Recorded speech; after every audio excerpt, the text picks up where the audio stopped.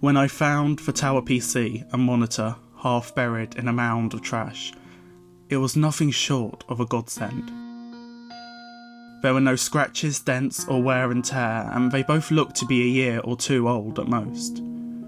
Leaning in closer, I noticed a pair of torn, muddied stickers on the tower's outer casing. Carefully and slowly I scraped away the dirt until the words became legible. I gasped as I read the specs. Windows 7, 4TB storage, 64GB RAM. This was a powerful machine. Soon, however, my excitement gave way to the familiar sting of guilt and shame. I was about to steal. I had been pulling 9-to-5 shifts at the local rubbish dump for as long as I can remember and earned just enough to cover the necessities. I tried to be a caring father, but my emotional and financial burdens cast a long shadow over my son, and as the years rolled by, we became more distant. With a bit of cleaning and configuration, this would be the ideal present. It would help with his studies, and above all, it would make him happy. I smuggled it out of the dump and into the back seat of my car with relative ease. Security had long since dropped all pretences of giving a shit. It was dark by the time I arrived at my home. Awkwardly cradling the computer and monitor, I crept past my son's bedroom. The door was open and he was snoozing with his arms and legs lazily sprawled across his bed. I locked myself in the main bedroom, plugged the computer in, and turned it on. Noisy chugging sounds emanated from the machine. The metal was hot to the touch. The display lazily flickered between a startup screen and walls of indecipherable, highly technical white text. This behaviour continued for an excruciatingly long period of time. The dull glow of a monitor was tiring my eyes, and I was on the verge of giving up for the night when a login screen appeared. The account name was just the word test, written in capitals. It was password protected. No surprises there. Still, out of curiosity, I checked the password hint. It read, "Please delete me," followed by a complex string of numbers and letters. I let out an odd snort of laughter. Obviously some clumsy technician had accidentally left this behind. I just couldn't pass up on this opportunity to experience the giddy thrill of snooping through a stranger's life. I fought back the guilt as I typed the password in. Curiosity always wins. As the desktop materialised on the screen, I felt the very first stirrings of panic. The wallpaper choice was strange, to say the least. It was as if half a dozen cherished family photos had been superimposed on top of one another. Idyllic scenes starring a loving husband, a loving wife, a cheery daughter playing in a sunny garden, running along the edge of the sea. Too perfect and somewhat vacuous, almost clinical in a way and curiously washed out. They were meshed in such a way that differentiating the aspects of one photo from another was nigh on impossible. Ghostly atop a stack of images lay a simple hexagonal logo surrounded by corrupted and indecipherable text. The watermark of some private corporation or research facility. The desktop contained a single folder entitled Test, which once again was written in all caps.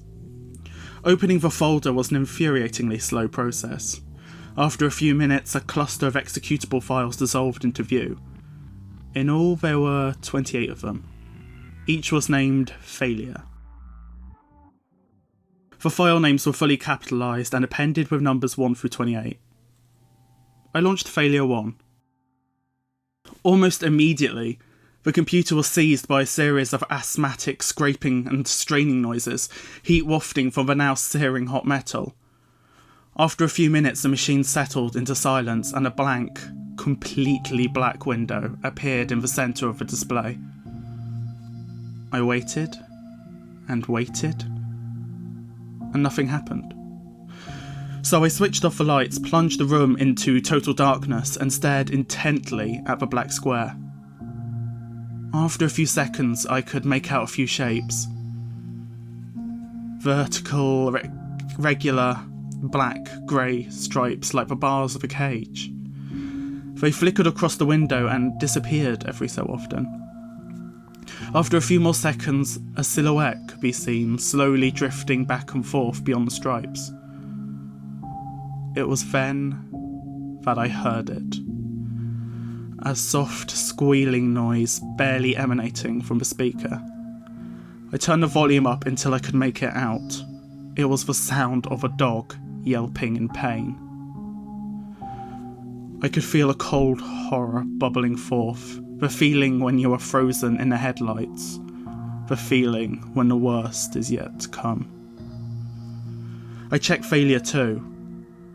It was the same. I checked failure 3. The visuals were the same. This time the sound was different. It was a different animal. A monkey, perhaps? I checked failure 4. Same grey bars, same silhouette. This time, no sound.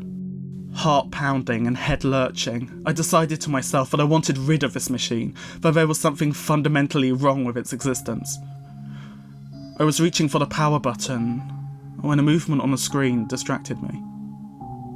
A small command prompt window opened in the top right corner.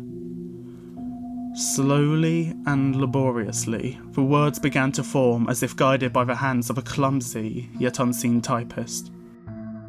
Wait, even if they were dying, it would be wrong. I have to stop this. What if they hurt? Forever? The typing stopped, and for a few seconds I froze with my finger reaching for the power.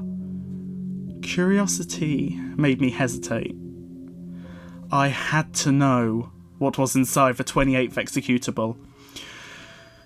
Reluctantly, I hovered the cursor over failure 28 and clicked. This one was different. This one was colourful. Through the glare of fluorescent lighting, the figure could be seen swaying back and forth in a blotchy haze of low-resolution footage. Through its blurred facial features, it cracked a smile. The audio was different too.